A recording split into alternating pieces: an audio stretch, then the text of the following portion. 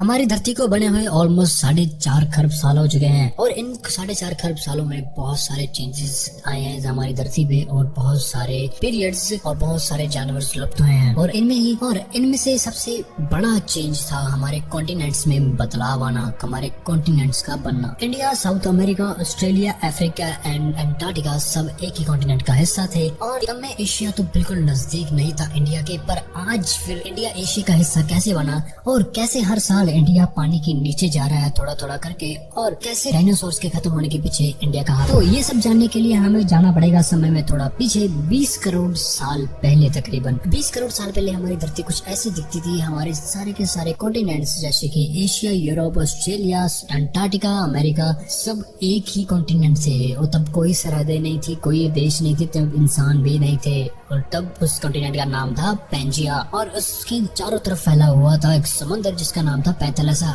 खूबसूरत हरियाली थी चारों तरफ और हमारी धरती पर 3 बार जीवन का अंत होने के बाद चौथी बार जीवन की शुरुआत हो रही थी, नई स्पीशीज पनप रही थी। ये जुरासिक पीरियड की शुरुआत थी और इसकी शुरुआत में ही हमारे पैंजिया के 2 टुकड़े होने शुरू हो गए थे।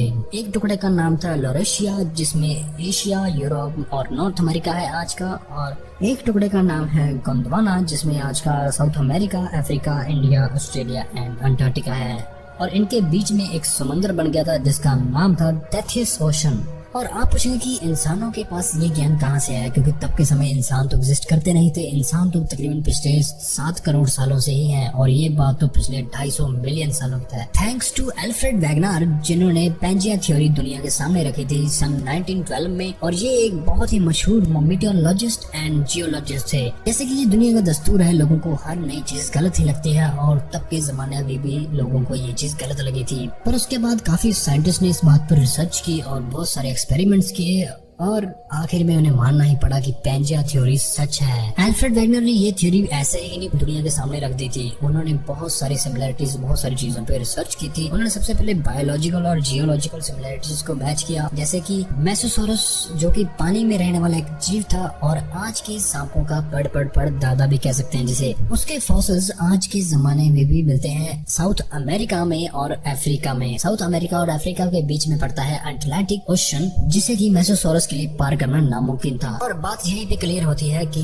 तब के जमाने में ये दोनों देश एक ही होते थे। धीरे धीरे जैसे समय बीतता गया वैसे ये अलग होते गए कॉन्टिनेंट्स के ड्रिफ्ट होने से। तभी इस जानवर के फॉसिल्स हमें दोनों देशों में मिलते हैं। ब्राजील के कोस्ट पे पाए जाने वाले रॉक्स मैच करते हैं वेस्ट अफ्रीका के रॉक्स के साथ, जैसे कि ग्लोसोबेटरस जो कि लुप्त हो चुके प्लांट्स की स्पीशीज है, लिस्ट्रोसोरस जो कि घास फूस खाने वाला एक जानवर था, hard shell trilobites India, South America, Africa, Antarctica जैसे देशों में इनके फॉसिल्स आज भी मिलते हैं। इन सब चीजों का मिलना प्रूव करता है कि पैंजिया थ्योरी गलत नहीं थी। अगर आप हमारी अर्थ का मैप देखें तो आपको दिखेगा कि हर एक देश ऐसे सेट हुआ कि ऐसे लगता है कि जैसे वो पजल पीसेस है जो कि अलग हो चुके हैं। ऐसे लगता है कि वो कभी एक थे, जैसे कि ब्राजील एंड अफ्रीका देखने में लगता है कि दोनों कभी एक थे। पर अब आपके दिमाग में एक सवाल होगा कि ये कॉन्टिनेंट्स अलग क्यों हो गए, इनके दिमाग में ऐसा क्या आया कि दोनों सब अलग अलग हो गए। इसका साफ साफ शब्दों में जवाब है कॉन्टिनेंटल ड्रिफ्ट, मतलब हमारी टेक्टोनिक प्लेट्स का खिसकना, अलग होना।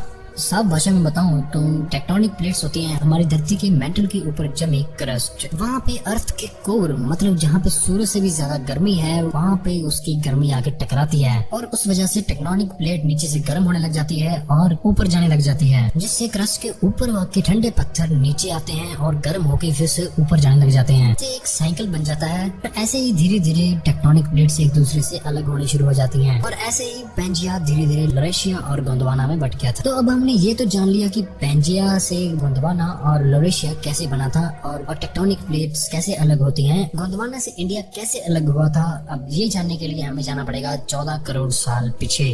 ये देखिए इंडिया की मूवमेंट तब के समय में। इंडिया हर साल 20 सेंटीमीटर आगे बढ़ता ही जा रहा है, मतलब एशिया की प्लेट के नीचे घुसता ही जा रहा है और छोटा होता जा रहा है। आप सोचेंगे कि ये कौन सा कोई बड़ा, एक हाथ के जितना कुछ खास बड़ा नहीं है, मगर अगर हम दूसरी टेक्टोनिक प्लेट्स को देखें जैसे कि ऑस्ट्रेलिया, अफ्रीका, अमेरिका, वो 5 सेंटीमीटर पर ईयर की स्पीड से अपनी अपनी जगह से हिल रहे हैं, मगर हमारा देश 4 गुना ज्यादा स्पीड से आगे बढ़ रहा है। सन 2000 से लेकर 2010 तक इंडियन और जर्मन साइंटिस्ट ने काफी एक्सपेरिमेंट किए थे इस बात को लेकर। इंडिया के मूव करने की स्पीड के पीछे हाथ है गोंडवाना के ब्लूम्स का।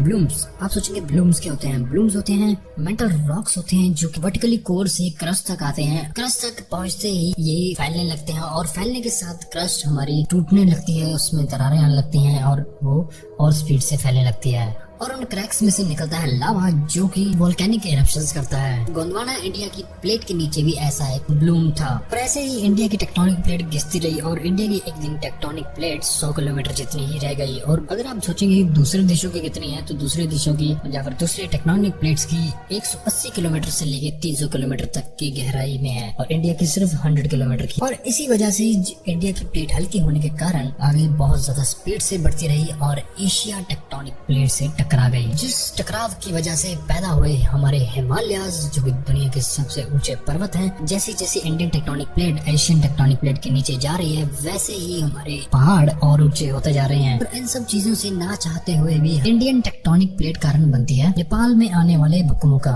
और उसी दौरान जब Indian tectonic plate Asian tectonic plate की तरफ बढ़ रही थी तब दुनिया का हाल काफी बुरा था। हर तरफ तबाही का मंजर था, आसमान से आग बरस रही थी और काली राख ने पूरी धरती को ढक लिया था। हर कहीं मौत का मंजर था। वजह थी चिक्सुलग एस्ट्रॉयड। 8 करोड़ साल पहले टकराने वाला ये एस्ट्रॉयड धरती पे डायनासोर्स का अंत लेके आया था। ये जब धरती से टकराया था इसने हिरोशिमा नागासाकी के न्यूक्लियर बॉम्ब से 10 बिलियन गुना ज्यादा बड़ा धमाका किया था और 75% जीवन खत्म कर दिया था हमारी धरती से। शुरुआत में मैंने आपको बताया था कि डायनासोर्स के खत्म होने के पीछे हमारे इंडिया का भी हाथ है। द यूनिवर्सिटी ऑफ मिशिगन ने एक रिसर्च में पाया कि महाराष्ट्र के डेक्कन ट्रैप्स में से जो 8 करोड़ साल पुराने फॉसिल्स मिले हैं उनमें मर्करी का लेवल बहुत हाई है। इसका मतलब ये है कि एस्ट्रॉयड के टकराने से पहले ही यही तबाही शुरू हो चुकी थी, क्योंकि तब के टाइम में वोल्केनिक इरप्शन की वजह से डेक्कन ट्रैप्स फॉर्म हो रहे थे और उनकी फॉर्म होने की वजह से एयर में पॉइजनस गैसेस फैल गई थी और मर्करी के हाई कॉन्सेंट्रेशन की वजह से वहाँ की मिट्टी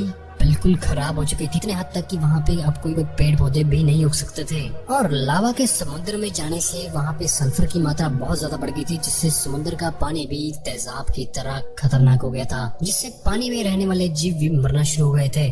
और यही वजह थी कि एस्ट्रॉयड गिरने से पहले ही हमारी धरती पे विनाश शुरू हो गया था। और ये विनाश कुछ दिन नहीं, कुछ महीने नहीं, कुछ साल नहीं, लाखों सालों तक होता रहा। प्रिंसटन यूनिवर्सिटी की ग्रेटा केलर ने बताया कि 60% पॉपुलेशन प्रभावित हो रही थी इन सब वोल्केनिक इरप्शंस की वजह से। और आज भी दुनिया के वेल नोन साइंटिस्ट इस बात पे डिबेट करते हैं और माना जाता है कि 400,000 साल पहले ही ज्वालामुखी धरती को तबाह करना शुरू कर चुके थे। जब चिक्सुलग एस्ट्रॉयड हमारी धरती से टकराया उसने इस तबाही को मास एक्सटिंक्शन में बदल दिया और ऐसे हुआ जुरासिक पीरियड का अंत और फिर आया इंसानों का पीरियड जिस पीरियड में डायनासोर्स एग्जिस्ट नहीं करते थे। और हमने पेंजिया का अंत देख लिया और जुरासिक पीरियड का भी अंत देख लिया और हमने इंडिया के बारे में भी थोड़ा जाना भी कैसे इंडिया एशिया से मिला था। और अब हम जानते हैं कि हिमालयास पर्वत कैसे बने थे इस छोटी सी वीडियो में। इंडियन प्लेट टकराने वाली है एशियन प्लेट से और ये बनते हुए हमारे हिमालयन श्रृंखला। हिमालयास को बनने में कोई साल नहीं लगे थे, लाखों साल लग गए थे बनने में। और आज के समय में हिमालयास इंडिया की बहुत बड़ी पहचान है और ये दुनिया की 22% पॉपुलेशन को पानी प्रोवाइड करता है। और हमें मिला दुनिया का सबसे बड़ा पहाड़ माउंट एवरेस्ट। जब इंडिया टकरा रहा था एशियन प्लेट से तो उसकी नीचे वाली परत एशियन प्लेट के नीचे जाने लगी और ऊपर वाली परत ऊपर वाली प्लेट से टकराने लगी, जिसकी वजह से ऊपर वाली प्लेट के तो माउंटेन बन गए हिमालयास और नीचे वाली प्लेट आज भी अंदर जा रही है 5 सेंटीमीटर से। और इन सब तबाही के बाद आखिर दोबारा जन्म हुआ लाइफ का। लाइफ फॉर्म्स दोबारा पनपने लगी, जंगल दोबारा से हरे भरे होने लगे और सब कुछ दोबारा से वापस खुशियों से भरने लगा, नॉर्मल होने लगा। अल्फ्रेड वैगनल थे जिन्होंने पेंजिया थ्योरी को रिप्रेजेंट किया था दुनिया के सामने। उन्होंने 25 करोड़ साल पुराना पेंजिया ही नहीं 25 करोड़ साल के बाद वाला पेंजिया भी उन्होंने रिप्रेजेंट किया था। मतलब आज से 25 करोड़ साल बाद फिर से पेंजिया बनेगा धीरे धीरे। जैसे कि अब तो आपको पता चल गया होगा कि हमारे कॉन्टिनेंट्स मूव कर रहे हैं, वैसे ही धीरे धीरे मूव करते हजारों 25 करोड़ साल बाद ये सब एक ही कॉन्टिनेंट में हो जाएंगे जिसका नाम होगा पेंजिया प्रॉक्सिमा। मगर 25 करोड़ साल बहुत दूर है और हमें ये भी नहीं पता